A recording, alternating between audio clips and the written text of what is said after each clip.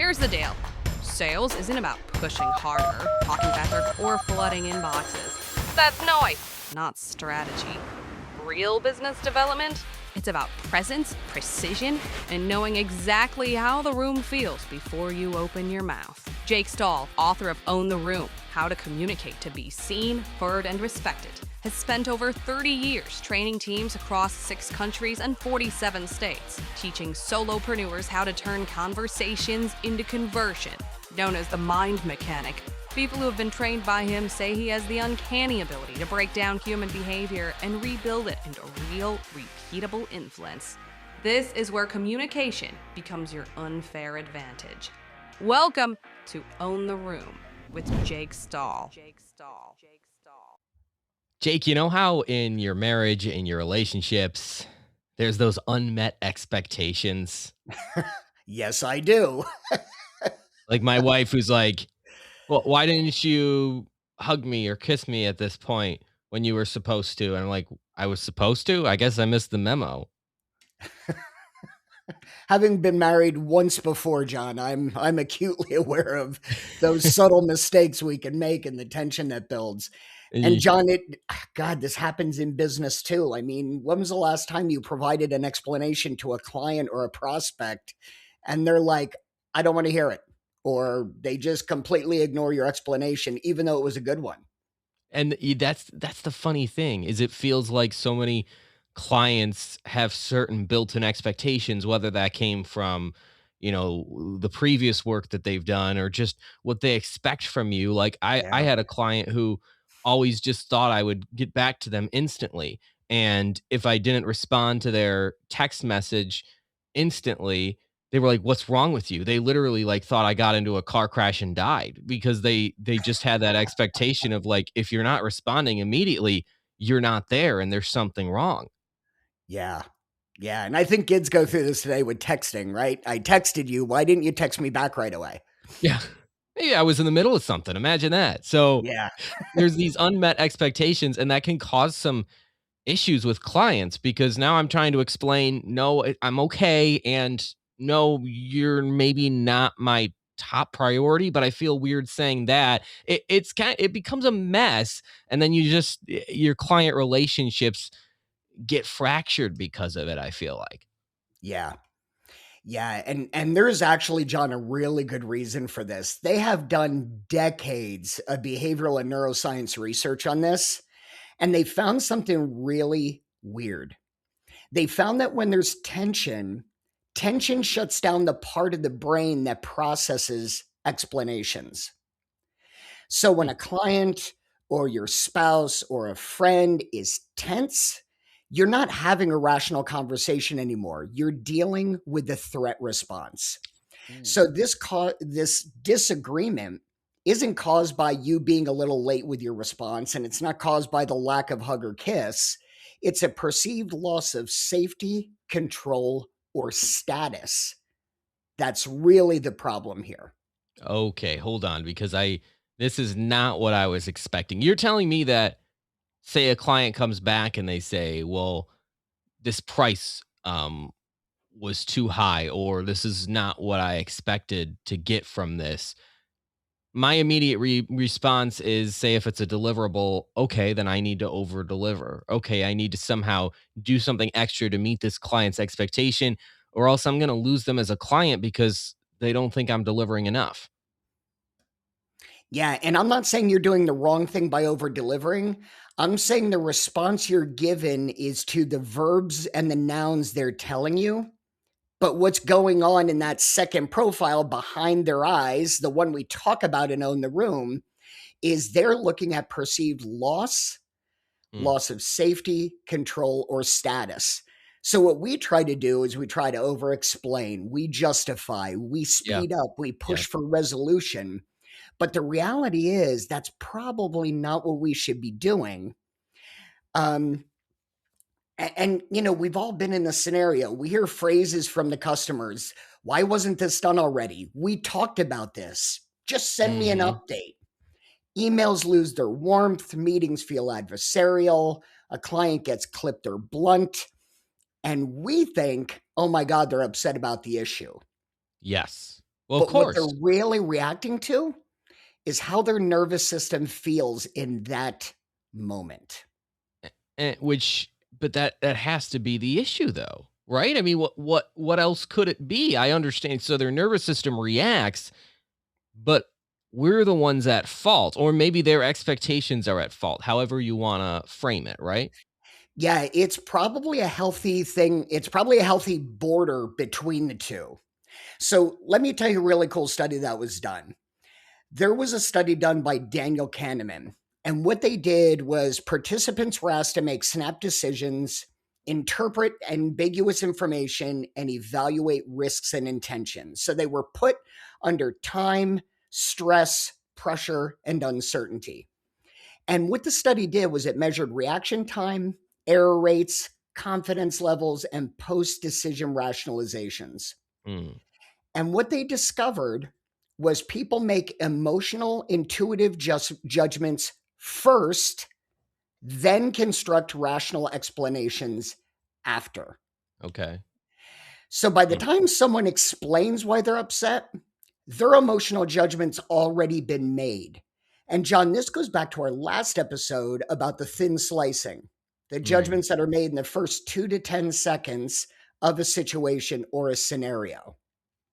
So you're saying they work backwards. Like, somebody when they're upset or there's tension in the air, they make Yes. the decision about how they're feeling, and then their brain goes to work in justifying why it is that they're feeling that way.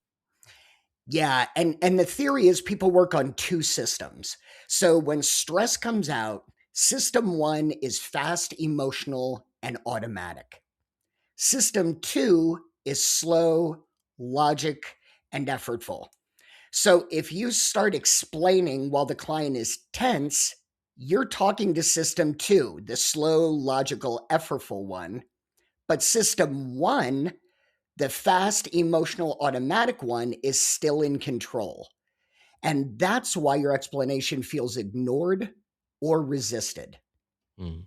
And that's interesting because we have to divide those two systems if we want to truly understand what's going on. I feel like most of us live in the one system and we're not even entertaining the possibility that there could be another. Correct. And another study was done where subjects were exposed to sudden sounds, threats, stress, and researchers tracked their brain activity. And what they looked at was what was the brain activity and in what order. Mm, So, what they discovered is there's a fast, direct pathway input to a section of the brain called the amygdala that bypasses the brain thinking entirely. So, what happens is when the amygdala is activated, working memory drops, language comprehension declines, new information is filtered out, and the brain prioritizes survival over understanding. yes. So, when a tense client gets on the phone with you or sends you an email, they're less capable of understanding nuance, processing explanations, accepting reassurance.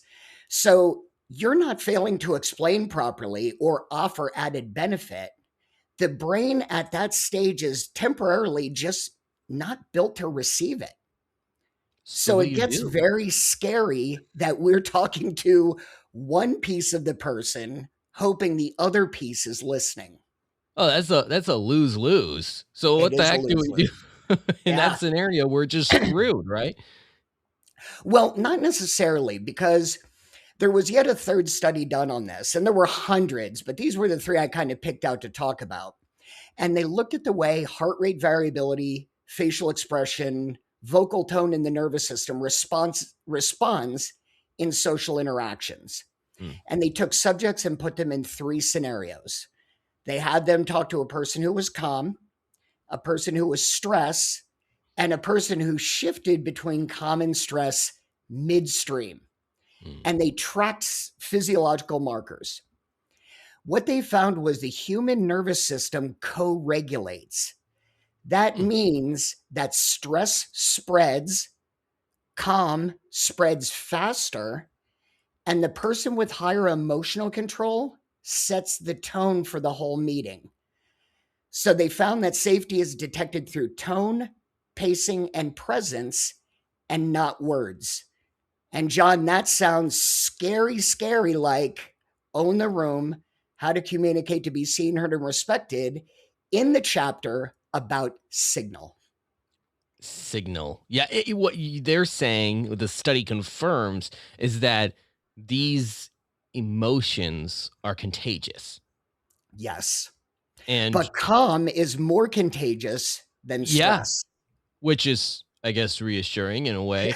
Right. It That kind of feels good. yeah, it also goes to show, you always talk about mirroring and the importance of, setting the tone for your prospect too, and Yeah, guiding them to slowly move in the direction that you want to move them in. This also confirms that that could be an effective strategy too. exactly right. And I think the bottom line, John, if we could sum up these 3 studies about how to deal with a stressed out client, is that your regulation matters more than your argument. Your regulation matters more than your argument. Yeah, I think we needed to say that again, because that's the bottom line. We're chasing the argument. We Well, are. Mr. Prospect, why do I have to get back to you within 5 minutes? Yeah. That's silly. Like, don't you know I'm busy? Don't you know I have other Right. clients to I've attend got a to? life. Yeah, and that might sound, logical to us, and most Yeah. people might think, "Yeah, yeah, you're right," but that's not what they need, is what you're saying. But it feels like it is. It feels like they need a little kick in the backside to say, "Hey, come back to reality." I would agree, but maybe even another way to think about this is you need to solve tension cognitively, but you can't do that until you resolve it physiologically. Ooh, So some of the keys are pace control, wait until control is restored, make sure that you're back in alliance, and then offer the explanation. And honestly, John, I cooked up 5 ways that we can dissolve tension in a conversation so that the next time it happens, people are more prepared. I love it. So we've established the problem here, and Yep. the solution that you may not think is to start with the senses, right? We're Yes, starting correct. physiologically rather than with that logical argument that says, well, this is why I did this is why it should be this way. No, we start with the senses. All right. So those 5 steps, let's dive into those. All right. So the first is slow your pace on purpose. Now, it's kind of funny because this really jives with the thin slicing suggestions we gave last week on how to make a good first impression, right? This was number Mhm. 1 there as well. Is slow your pace on purpose. Speak slower than feels natural, which is, again, as we discussed last week, about 10 to 15%. Pause longer than feels comfortable, and that signals safety to the nervous system. So again, we're not talking talk like Eeyore, let's break it down. We want to just kind of slow our pace a little bit, 10 to 15%, and add pauses that really emphasize points, but let air breathe into the conversation. That sounds like very familiar, because we talked about that with thin slicing, right? That Yeah. 10 to 15%, that slight difference. People are thinking, well, how do I intentionally do that? Like, how do we make it so that we don't slow down too much? Because sometimes the worst thing is overthinking it, right? But we still take that extra breath. Yeah, so this does take some practice. And my advice is practice with friends. Bounce some things off your friends, try some different ways of doing this, but talk to a friend that will give you good, solid feedback and say, okay, that just sounds way off track. But if you do this properly and you add in 1 second pauses, it really brings the pace down. Do you feel Mm. how I did that? Yeah, I feel calm. I physiologically feel better because of the way you slowed down the pacing Okay, there. okay. But that's what you're doing. I Yes. mean, that wasn't dramatic. Nobody listening like went, "Oh, he's slowing down," or, "Oh, wow, what happened? Why did the audio stop?" They didn't think that, Yeah. but it was still slow enough to make a real physical difference. Yeah, we tend, especially, and Europeans do this a lot different than Asians do as a Hmm, culture. So Europeans are less comfortable with pauses than our mm, Asian counterparts who use pauses very strategically, even in regular conversation. So, mm. this is something you're going to need to practice, especially if you're in stress response mode. So, the prospect is coming in hot, the client's coming in angry. You need to just take that deep breath, slow the pace down, add in pauses, and just bring the entire nervous system down a couple of notches. Wow, Jake, if there's one thing I got away from this episode, you know what it is? What's that? Confirmation that I'm European, because I'm so uncomfortable with those silences and those pauses, and, I know we're broad brushing to say it so it's not like every European person and Right. every Asian Correct. person, but in general, I look up to that culture in a way that, like, I admire their ability to just be, like, quiet Yeah. and not feel like the weird tenseness of, like, "Somebody say something, please." Yeah. That's amazing, but we're using this strategically, We are. rather than just because it's part of a culture. So hard to do, but worth doing. Correct. Yep. Number two is name the pressure, not the mistake. So, in other words, John, you talked about, not following up quick enough for a client. So it's not, hey, listen, I'm really sorry that I didn't follow up soon enough. You need to name that pressure. So, Mr. Prospect, it sounds like this created pressure on your side. Mm. So we're naming the emotion on their side or the pain point. And what that does psychologically is it validates emotional reality of their side without conceding blame. And John, the cool part about this is when you say something like that and you let them vent a little bit, I think we have all had situations where we've been thoroughly pissed off and we just needed to let it out. And once we've let it out, you're like, whew, God, that felt good. Yep. Oh, yeah. So, this is kind of what we're doing with them. So, when we say it sounds like this created pressure on your side, it sounds like you needed a response sooner, you're letting them open up and kind of release that pressure valve. But at the same point, you're not conceding blame. You're just validating the way they feel. And that's the really important point here, Yeah. because how many times do I immediately run towards, "Oh, I'm sorry. Oh, I'm so, so sorry. I feel terrible." Yeah. Me too. It's an easy out. It feels like the reaction that you need to have. The amount of times that I've said sorry for things that I know I shouldn't have said sorry for, Yeah. just to appease somebody. Like, that's what you're talking about here, is not doing that and instead naming that, and it's kind of the best Correct. of both worlds, right? Correct. And that's not to say you can't say you're sorry later. But Mhm. for right now, remember, we're just trying to bring that nervous system down 5 or 6 pegs so we can talk on a cognitive level versus on a physiological response level. Okay, so we're trying to get them to the point where they're more rational Correct. and logical, but we Yeah, have to. we want the rational part of their brain to turn back on again. Yeah, we gotta calm down the other part first. All right, so this is Yeah. good. So we want to slow down, then we want to kind of validate that this tension Correct. exists, Yep. addressing the elephant in the room, right? Because we don't want to Yes. just like pretend that, oh, we're all happy here. Yeah. And then what's thing number 3 now? Number three is to offer micro choices. So, choice restores control.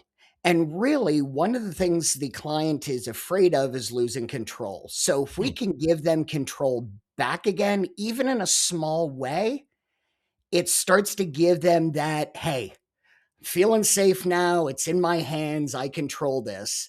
So, a couple of micro choices you can offer is so listen, do you want the short version or the detail? Mm. Another one would be, would you rather handle this today or tomorrow? So we can give them small micro choices that put control back to them. And what you find is that control reduces threat. Because let's face it, when we felt threatened, 9 times out of 10, it's because we're not in control of the situation anymore. So when we Mm. start to feel that control coming back into play, ah, that starts to make me feel just so much better. So number 3 is offer micro choices. And it sounds like those choices don't really need to matter, right? Like we're not actually giving them control over how we address the scenario. We're just giving them small little intentionally giving them pieces of control Correct. to lower their guard, Yeah. to So would you signal like to go over safety. this now or some other time? Do you want me to give you the long version or do you want just a synopsis? Just anything to start to plan control back Hmm. to the client or prospect or wife or friend or whoever you're dealing with. Boy, it's really, really tempting to want to hoard the control, Oh, right? yeah. Because I need control because we have to remember throughout all of this that yes, the client is feeling a certain way, but we might also be feeling that way physiologically too. So let's just address that too. I know we got to get to points 4 and 5, but let's just address we're also feeling this way. So how do we make sure that we don't totally go off the deep end and let that fear response take over? Well, and that's the beauty of this, John. By restoring control on our side from asking questions, we're also reducing threat.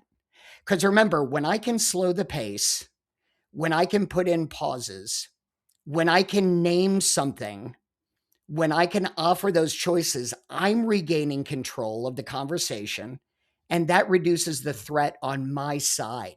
So, to your Mm. point, this is almost like a dual pronged approach to handling the stress you're having, as well as the stress that your client is having. It's a win-win, and as we talked It earlier, is. that the study that you mentioned confirms that those things are contagious, and calm is more Yes. contagious. Yeah. So, to be calm and to facilitate that calmness in your client or whoever it is can have a boomerang effect back to you. Yes. Exactly right. Exactly. Yep. Number 4? Number 4, and this is the one that can be a little bit hard and may take a little bit of effort on your part, but once you do it a couple of times, it gets easier. So this one is replace defense with direction. Hmm. And what I mean is many times when we're in the heat of battle, we like to defend our position. Listen, what I was trying to do was listen, what I was thinking was, and we tried to defend the scenario we were in. Mhm. But instead, you want to give direction. So instead of saying what we were trying to do was, you say, you know what? Here's how we move forward cleanly. Mm. Take away what you were trying to do because it doesn't matter what you were trying to do. You caused stress already. They're feeling threatened. You're not going to say to them, hey, listen, I was trying to delay a day in getting back to you because of A, B, C, and D. They're not going to go, oh, you were trying to delay. Well, why didn't you just say so? But if you say to them, here's how we move forward cleanly from this point, it establishes direction, it shows leadership, and it shows competence. Two very strong signals. Boy, every single one of these are calling me out. Yeah, I well, think the over explanation bug is real. It is yeah, it so is. easy to over explain. Well, you don't understand. There was this issue, and then there was that issue, and oh, you don't understand. My mom has chicken pox. You don't understand, right? It Yeah. just so many different. What you're saying is okay. We're going to focus not on what happened, but the future. Yeah, and part of this, John, is trying to justify what we did to make ourselves feel better. But remember, in these scenarios, it's not about us feeling better. It's Mm. about us providing guidance and calmness and getting the person to feel that so we can just get past this moment and move forward. So you're saying that a lot of times that we over explain things is actually for our own benefit, even when we think it's for the client? Yeah, a lot of it is self-soothing. And I think if any of us look deeply, we realize this is the case. Hmm. I want to be right. The client was out of hand. And really, it doesn't matter. What matters is the business and being able to move forward. Okay. So, John, Yeah. in your scenario of maybe not getting back to people quick enough, I think your instinct is probably, I want to be right. I want to explain my side. I want to tell you why this was intentional and not meant to injure you, right? That's kind of Mm. like, oh my God, I got to tell them the reason. Yeah. Yeah. Or else it feels like trust will erode more easily if I Yeah, don't explain why. Because it's right. really not that I don't care. And that's where, there's that miscommunication. So Yeah. I'm still wondering, Jake, I'm confused about why not explain. I understand that we eventually have to move forward, but why not explain when they might assume the worst about us and that's not even the truth? If they assume the worst about you as you bring things back down to a calm level, they will let you know. But remember, John, since they're already in a panicked, agitated, fear of loss, fear of control issues, since they're already in that state, whatever they tell you may not be the cleanest version of it anyway, Mm. right? They're explaining from a fear physiological point of view. So anything they say to you or anything they hear from you is not going to be coming from a side of logic or reasoning or cognitive control. So you two are competing with your stress systems to see who comes out the winner on the other side. And the point isn't to come out the winner, it's to restore a sense of calm, open discussion so real issues can be brought out and you can have a calm conversation. Let's go back to the scenario with your wife. If Mm. you were supposed to give her a kiss when she came home and you didn't, is any explanation you give going to be satisfactory? No. No, Right. it's simply just not, which is humbling because my mind starts racing and saying, "Well, this, will this, will this," and it all Right. makes sense to me. But you're saying that doesn't matter. That's a huge step of humility to go. My What my intentions didn't really matter. It's what happened. Yeah. Honey, you're right. I'll give you a kiss when you get home. This is what I'll do moving forward. That resolves everything. Your wife's nervous system takes a step down. Yours doesn't take a step up because you're defensive. And the overall result is everybody's happy. And isn't that really what you wanted when you tried to explain why you were doing what you were doing? You just wanted people to be happy. Maybe, or maybe you just wanted to make yourself feel better because I think to myself in that scenario, well, then I'm wrong, but I'm not wrong. I'm right, right? And you're looking for that like Is that what matters? validation. I don't Is know. whether you were right or not what matters. It shouldn't be. Right. And so this one maybe requires us to leave our ego at the door. And that's the difficult part for so many people. That's what Yeah. just doesn't click because it's like, well, if Yep. I'm wrong, but I'm actually not, that's not fair. Yeah. I have to take the punishment, the brunt of whatever, so to speak, for something that objectively wouldn't be my fault. Is it objectively bad to not respond within 5 minutes of a text message? Is that does 99% of the world think that? I think most people would agree with me and say, "John, you have a life, that's fine." But for me to admit that I'm either wrong or that there's a different scenario, that's still, I know I got a head that's hard to get through to here, but that still gives me a hard time. I understand. And I think the end result you need to look at is, do you want to preserve the client or don't you? And is feeling right and justifying what you did worth losing the client? Hmm. That's And the there might reframe here. Yeah, it's a good reframe because there might also be some reasons, some times where you just Yeah, it's incompatible, you know. Right. Sorry, Mr. Client, you gotta go find somebody now who's gonna respond to you within that time, and that relationship will be better. So yeah, no, you're right. That makes a lot of sense. And I see what you did there. You also slowed your pace down by 10 or 15% to bring me back because I got a little riled up there. That's okay. That's what we're here for. But the last piece may make you feel better. So the last step Okay. is anchor your alliance explicitly. So you want to then bring them back and show that you two are together. You've got an alliance here. And this can be something like, so you could see we're pointed at the same outcome. Hmm. So honey, you can see I'm on your side here because humans relax when an alliance is clear. So we just kind of want to end it with, so we're walking on the same path. We're hand in hand. We're pointing in the same direction. I'm on your side. Clearly state the alliance. Mhm. So the Yep. tension isn't solved by better explanations. It's solved when the nervous system feels safe again. And once that happens, logic can click back into place. Boy, I'm not sure if this is more valuable for business relationships or personal relationships. I mean, It can be both.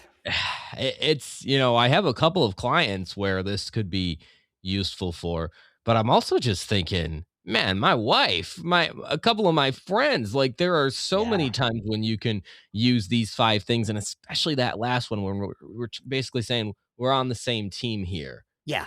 That does diffuse some of that tension because there's this chasm between you and the other person, and it's this weird feeling. It's just like that elephant in the room, like, we're Yep. not aligned.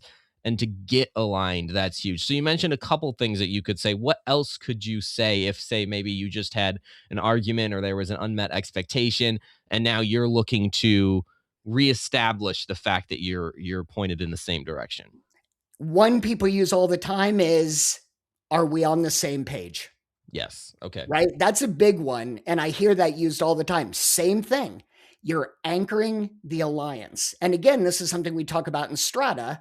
The first A in Strata is anchor. And that is a very important part of this. So if you could see, John, how this matches Strata, we've looked at the signal, we've seen what we triggered, we're doing a reframe, and now we're anchoring. So this Mhm. follows, even though this is based on research, this follows the strata format very, very tightly. Were you surprised when you saw that? The Yeah, I research really confirmed. was, and delighted at the same time. Yeah, I'm like, "Huh, I was right all along, huh?" How about that? So let's review the five. Number one, slow your pace on purpose. Speak slower than feels natural, pause longer than feels comfortable, signal safety to their nervous system. Second is name the pressure, not the mistake. Hey, listen, it sounds like this created pressure on your side. Hey, listen, this sounds like it interrupted your timeline a little bit. So this validates emotional reality without conceding blame. Mhm. Third is offer micro choices. Do you want the shorter version of what happened or the full detail? Would you rather talk about this now, or is it better if we did this later? So choice restores control and control reduces threat. Mm. Third is replace defense with direction. So instead of saying, what I was trying to do was, or the reason I was late was, instead you're going to say, here's how we move forward cleanly from here. You're showing direction, you're signaling leadership and competence. And last but not least, you're going to anchor the alliance explicitly. So you're going to show them how you're going to move forward together and you're going to say it out loud. So we're pointed at the same outcome. I'm on your side here. Does it feel like we're back on the same page? So humans relax when the alliance is clear. So all of this, John, is work on your part, no doubt, but it's much better than hanging up on the client or having the client hang up on you, having there be bad blood, And John, we all know if a client's happy with you, they'll tell 2 people. And if they're unhappy, they'll tell 10. And that's why we do this. Because Yes. yes, being right might be important to us hard-headed people like me, but is it as important as your reputation? Yes. Is it more important to be right or to have business? That's what's on the line here. And people roll their eyes and go, oh, okay, another conflict diffusion strategy here. We're talking about, business and no business, good reputation, bad reputation, trust, no Yeah. trust, relationship, no relationship. I mean, these are some big consequences and stakes here. Yeah. And, John, you said this applies to personal life. I personally, and I'm not speaking for you or anybody else in the audience, but if I have a disagreement with my wife, I would rather diffuse it for 10 minutes than scream how I was right and this is what I was trying to do and have the tension live for the rest of the night and maybe into the next morning. Yeah, that's no fun. No, that sucks. And I don't have a nice, soft, squishy couch that reclines, so sleeping on the couch is never fun. Yeah. Not a good Yeah, experience. that's ugly. I agree. So I hear you. So those 5 things can make all the difference for you. And I also want to remind you, Jake has written a book that talks about these things and so much more. The Strata Framework. It's Own the Room: How to Be Seen, Heard, and Respected. This book is already a bestseller, right? Yes. Yep. And tons of high praise from some pretty big names in the industry. So if you're looking for both personal life and professional life examples of this and the Strata framework, go grab your copy on Amazon today. Again, just search Own the Room: How to Be Seen, Heard, and Respected by Jake Stahl. And the link is down in the notes, whether you're watching this or listening to this. Jake, always a pleasure. Let's go diffuse some conflict and have a nice, calm, peaceful day. Sounds great, John. I would love that. Thanks for checking out Own the Room with Jake Stahl. If you've gotten value from this episode, share it with the solopreneur in your life who wants to know how to communicate to be seen, heard, and respected. Review and rate the show wherever you check out podcasts, and grab your copy of Own the Room: How to Communicate to Be Seen, Heard, and Respected. We'll catch you next week on Own the Room.